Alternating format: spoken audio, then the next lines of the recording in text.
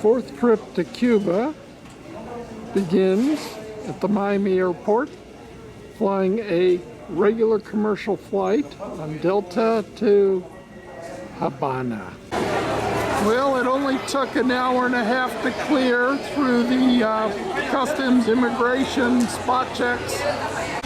Our first Cuban lunch at Los Nangeros, or Tangerine. This mansion was built in 1936 and owned by someone who stayed in it through the revolution.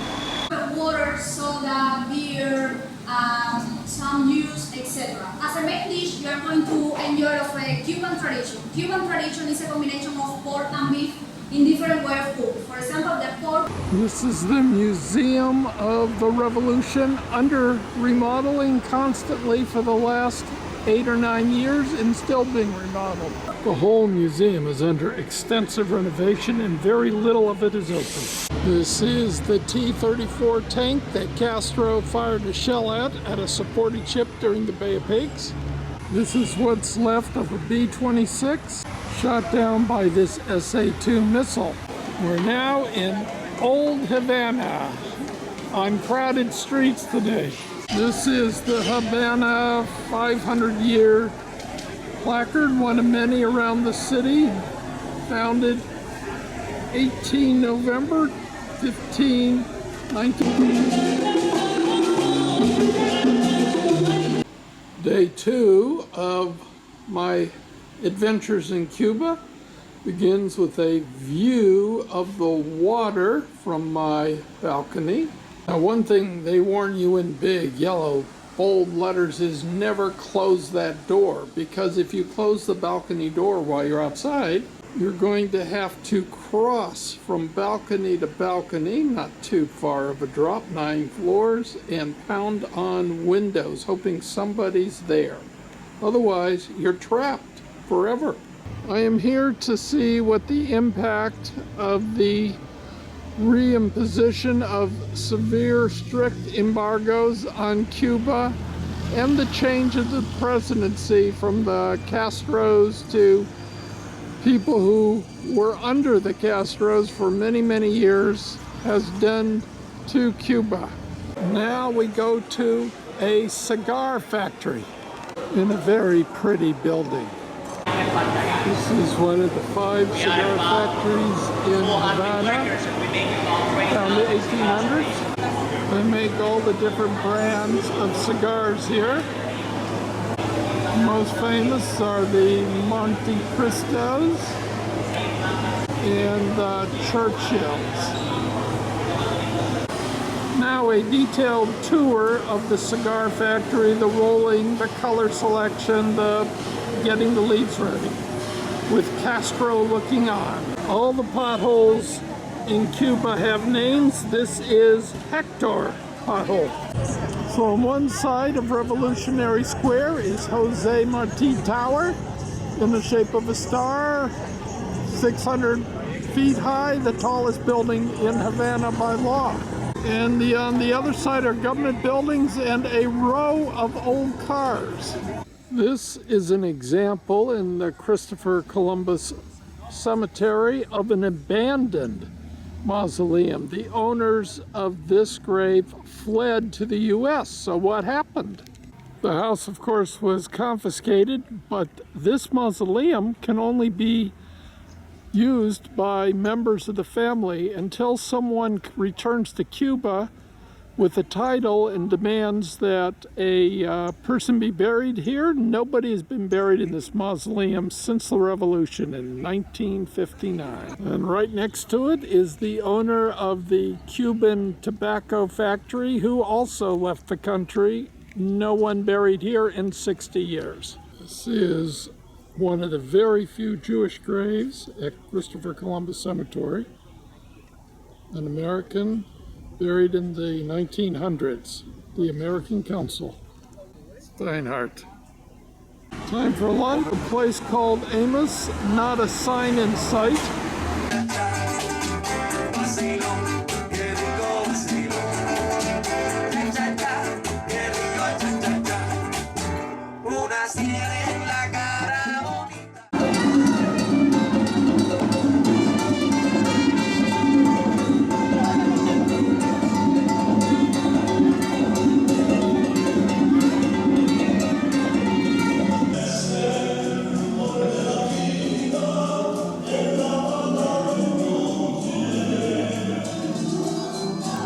Havana began right at this spot in November 1519, 500 years ago from this filming almost.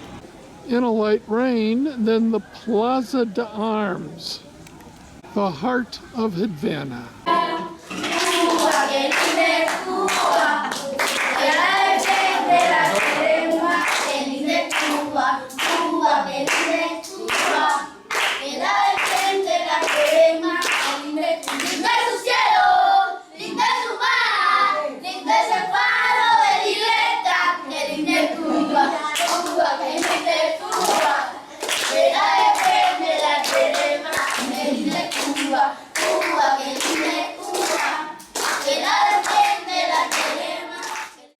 Day 3 begins in a cigar store where we're going shopping because the baseball game was rained out and coffee is in very short supply.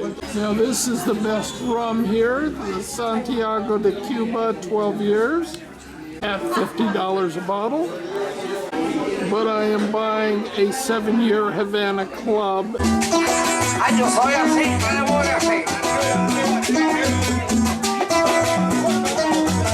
So it's a family style lunch. A You have here big different products head from farm. on. It is cheese and sausages.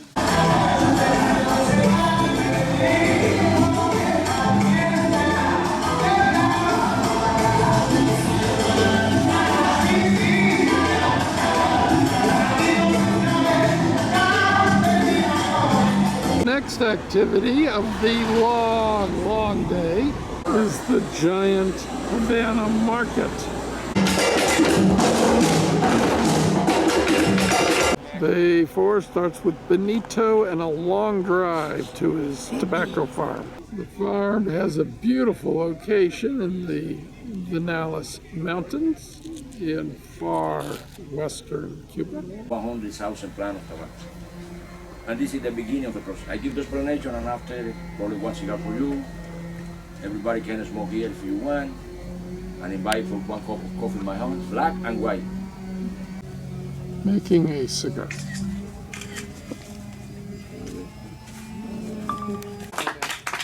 Took about 2 minutes to make. We're buying coffee and cigars. Cigars are 10 CUCs for 10. Cows are heading down to the field to work, right through the talc, folks. Now we're going to look at a factory that removes the veins and cures tobacco leaves. So she's deveining leaves, probably has a quota, we'll find out. After drying, they classify the leaves by size. Every part of the tobacco leaf is used. If they're torn or shredded, then they go into cigarettes. There's no music, so they're doing this for show for us, because normally music is playing. There is a Airbnb with the blue upside down anchor, meaning you have to pay for it in kooks. The final full day in Havana begins at dawn with the moon, full moon showing over the ocean. The morning begins at the Havana Campus de Danse location. This is a private dance school. Most of the dance schools in Cuba are private. Why private versus public dance schools? In private schools, one gets paid when one performs, and one can earn a lot more than in the state schools.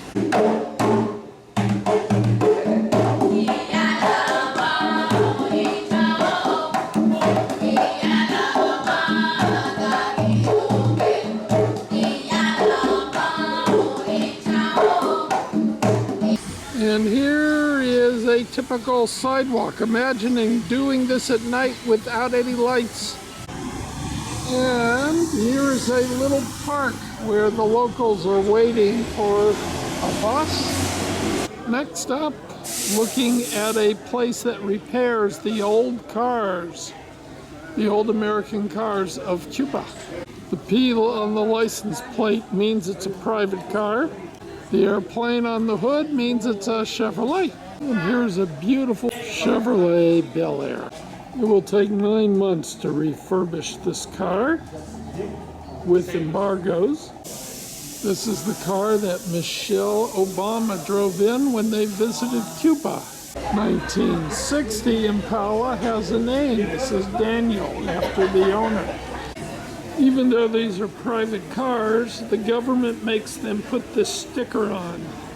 So with the sun setting on the final night here in Havana, it's time to go to the farewell dinner via Old Cars. We are boarding our cars at sunset, this beautiful blue Fairlane, Bel Air, Havana at night. With the full harvest moon rising above downtown Havana, we are taking a stroll on a pedestrian street that is just full of people and music. It is packed full of people. This is where we're going for our final dinner.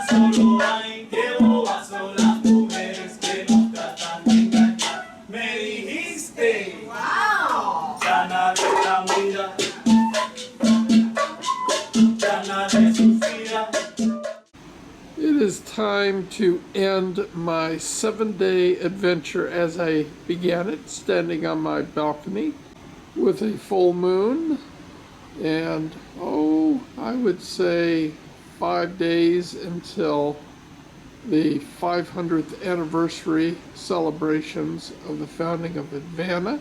What to say about Cuba in November 2019? It's the same, just like the ocean. It's complex and it's really changing. Lots more private businesses have started up. It looks like the president of Cuba is pushing the country towards communism, capitalism, similar to China and Vietnam, and progress is well underway. Vacilo, que rico vacilo.